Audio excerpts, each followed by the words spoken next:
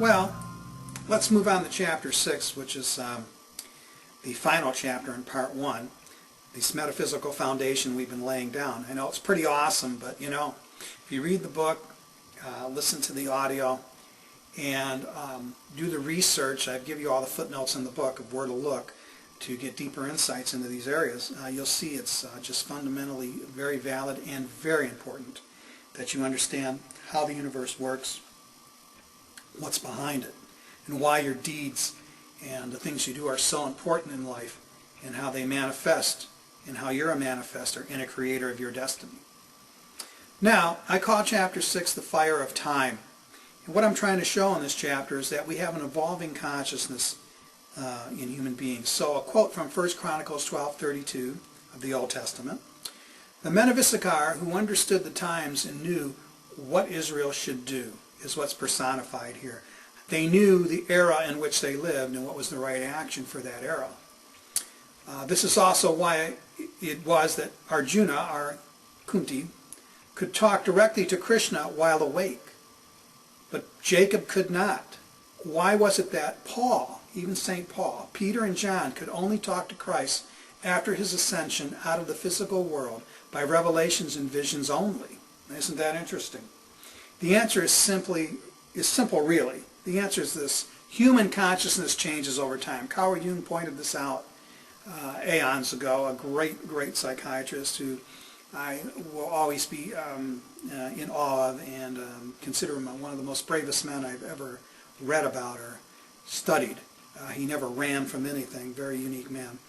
And one thing he said, free will is predisposed. In other words, if you don't have a will that's free, you don't have freedom. Now, the only way you can have freedom, according to him and my own findings, is that you have to be conscious. And whatever you're unconscious of, you will meet as destiny. So in order to change your fate, you have to be more and more self-conscious of who you are, what makes you works. Like over the Temple of Delphi, the initiational temple in Greece said, "Man, know thyself.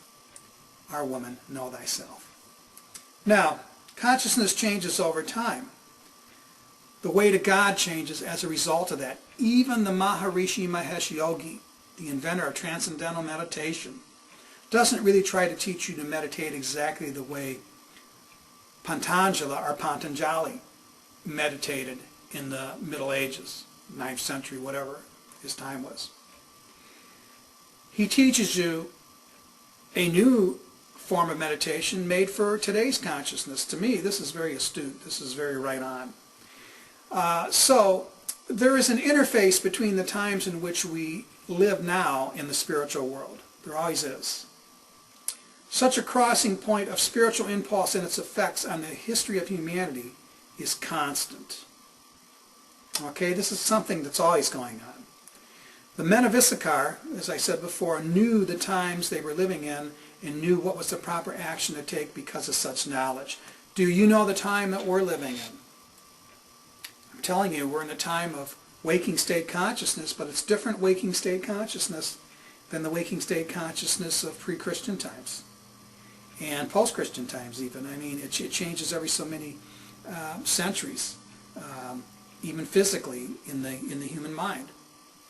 Now, I call this the divine plan. Within the set, this is a thing that repeats, as above, so below. Remember the arc, the descending arc? We had the globes like that. It's a good little diagram to communicate with. It's like the calculus of occultism or metaphysics. Also, within that diagram, within each planetary evolution, on globe D alone, there's also 7 evolutions that go on there. And within that, I call it the divine plan, there's 7 epochs of this earth so far. And we're in the 5th epoch, even though we're on the 4th globe, globe D, we're on the 5th epoch of globe D. Now the first one was called the Polarian.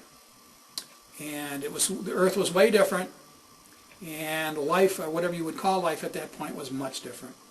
Then there's the Hyperborean epoch. We're talking zillions, millions of years ago here. And then came the Lemurian, where you hear legends of Mu, M-U, Mu, of an ancient culture that existed prior to Atlantis. Then you hear about the legends of Atlantis, which was the Atlantean epoch. Now we're in the fifth epoch, and we've swung up like this again. We're on the arc. Very interesting is to remember that arc in occultism. You take any two events that are parallel and divide them in half and do a circle like that, you'll begin to see what happened in the middle. You begin to see the transitions that are taking place. It's an intellectual microscope into how the universe works, given to us by the initiates. These are the lower mysteries, not the higher mysteries. The higher mysteries are not taught. I can't say that enough. They are not taught anywhere. Okay, and they have never been published, and I doubt that they ever will be, even if they could. And I don't claim to know them. I'm just saying they're not out there. I just know generally what they refer to, which is the path of the higher self's own evolution. Now, within this fifth epoch that we're in now, we have again this ring. So we're going down as above, so below, from the 7 globes to the 1 globe to the 7 epochs to the fifth epoch, and then we're dividing the fifth epoch by 7 post-Atlantean cultural epochs. So you have an epoch, and then you have a cultural epoch. So there's 7 for every one of these 7 epochs. So forgive your brothers and sisters 7 times 70, would you? Thank you. 490 times. 7 times 7 is 49. Now, in the old Indian epoch, which is fascinating, our consciousness was different. Our consciousness was we were with the gods. We had no eye consciousness, and we could actually, this world looked like an illusion, which is why the earliest writings are so fabulous in Sanskrit by the Hindus, the Rig Veda, many other things, the Brahmins, and why this world was an illusion to them. Then you see a transformation take place in the Persian consciousness, where you begin to see, humanity begins to see spirit behind matter. And then finally in the Egyptian consciousness, there's even more of an incarnation of consciousness into matter, and seeing matter as the spirit is transcendent to matter.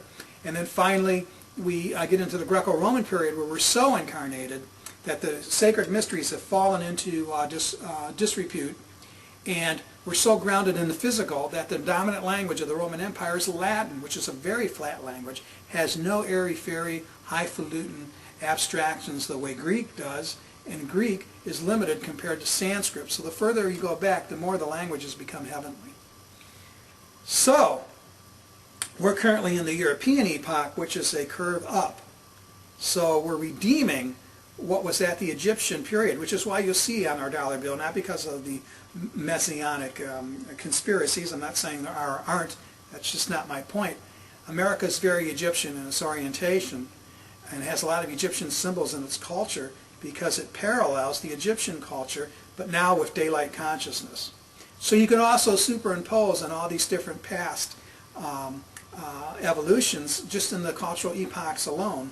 The trance-like state, the dreamless sleep, the dreaming sleep, and finally the waking consciousness. Now we're redeeming dreaming consciousness in waking state. This is what clairvoyance is.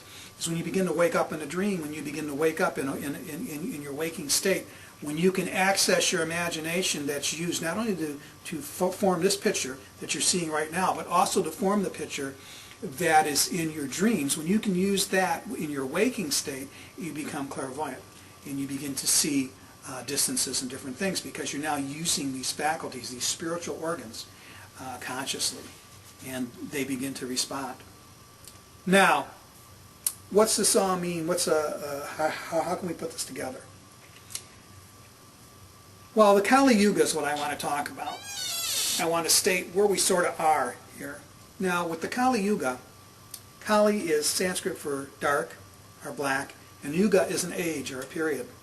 Now, this is a minor Kali Yuga. There's major ages and minor ages. This minor Kali Yuga was predicted by Krishna, when consciousness was different, that we were going to enter a dark age. This happened at about 3102 BC. Kali Yuga begins. Now, the minor Kali Yuga, which begins with Krishna at that time, reaches its lowest ascent around 33 AD, which is the time the Solar Logos comes in the body of Jesus of Nazareth to talk in the physical world to people. because they can no longer see the higher realms. The mysteries are in disrepute. Very few initiates know what's going on. Very few real ones are left. And the Solar Logos incarnates to stop the descent of humanity from going any further into more condensation. Like the periodic elements on the table, we had to stop that to start to actually etherize the earth and to bring it back up. So as the Buddha, rightly so, wants to redeem all sentient life, the Solar Logos, the Christ spirit of the Western culture, Logos, wants to redeem all of matter as well as sentient life, because everything has consciousness of some level. Now, in around 1898, this Kali Yuga came to an end, and the ancient mysteries were made public again. Thus enters Blavatsky, Helena Petrovna Blavatsky, under the guidance of the masters, which is quite interesting because the poor dear went through a lot of changes with a lot of people. And as I said before, this led to Alice Bailey coming out of there, and Waite, the inventor of the Tarot deck. The Golden Dawn, many people in the Golden Dawn came out of Theosophy. I mean, just a fabulous impulse into the culture. There were some pros and cons. Perhaps we'll do a series on that sometime on what really happened. But nonetheless, I'd like to talk at this time where we're at. Now, it seems like, well, if the Dark Age ended, what's all this stuff happening today in the world? All this war and, you know, all these different things happening. I mean, you know, what's wrong? What's going on? What's the problem here? You know, and, well, we're shaking off some dust there, but believe it or not, we're on the acceleration, but there's a lot of issues that have to be done there. You know, a lot of people don't make the cut, and they have to come back until they do. And you don't really want to escape being here. You want to master this dimension. That's where we're at now. This is why physical sciences like quantum physics is the correct path, because an honest materialist, as Rudolf Steiner said, will discover the spiritual world if they're honest about what they're finding, which is what's happening with quantum physics. The honest ones are admitting it. Consciousness seems to be the fundamental organizing principle that takes this wave that doesn't exist and manifests it as a particle we call the physical world in the image, you might say, of the intention of the observer. Wow. Now, in the midst of all this, we've had some divisions. We've had divisions between East and West in teachings, not the real brotherhoods, but in the outer teachings. Now, the Lord Maitreya, like the Buddha, is a human being. He's from our life wave. The Buddhas before Maitreya, Gautama Buddha, or Siddhartha as he's called, they were all, let's say, from another life wave. They weren't human, but we needed that impulse to get us going, jumpstart us. But Buddha, he's one of ours. He's us. Now, even though he's also part of the incarnation of the planetary spirit, he's also from our life wave. It's a paradox. Now, his disciple, the Maitreya, has come. Maitreya is very interesting. He comes on the earth periodically, and he's developing his impulse. He's the next Buddha. He's the Buddha of kindness. Siddhartha was the Buddha of compassion. And now Maitreya is from our life wave. He is also a stream of consciousness that works into the world today. Part of his task is to weave into one tapestry and mystery of the Christ to the east, in the mystery of the divinity of man to the west. His impulse rides the impulses of Buddha and Christ and will strengthen the development of the higher ego. Many place his public physical emergence around the year 4443 of the current era, 5,000 years after the death of Lord Buddha. He is now a high-ranking bodhisattva and will soon be the next Buddha of kindness. He incarnated, they say, on the earth during the 20th century, around 1900, according to some occult sources. It's an arguable point, but interesting. Anyway, the Maitreya will teach the West their divine spark so they can finally integrate that with the truer understanding of Christianity that was stolen from us by the descent of man into matter, basically. The Church Fathers were so Latinized, so drenched in physical consciousness at the time that they just wanted short answers. They didn't like open-ended questions, and they wanted things to be the way they were. Tertullian is a good example of this, not wanting to deal with the metaphysics because of their implications, just made one up with no verification spiritually, scripturally, or scientifically. Whereas quite the opposite's happening with quantum physics and other things that are developing now. So as I come to the end of part one, I'd like to leave you with this one statement. There is no religion higher than truth. Thank you.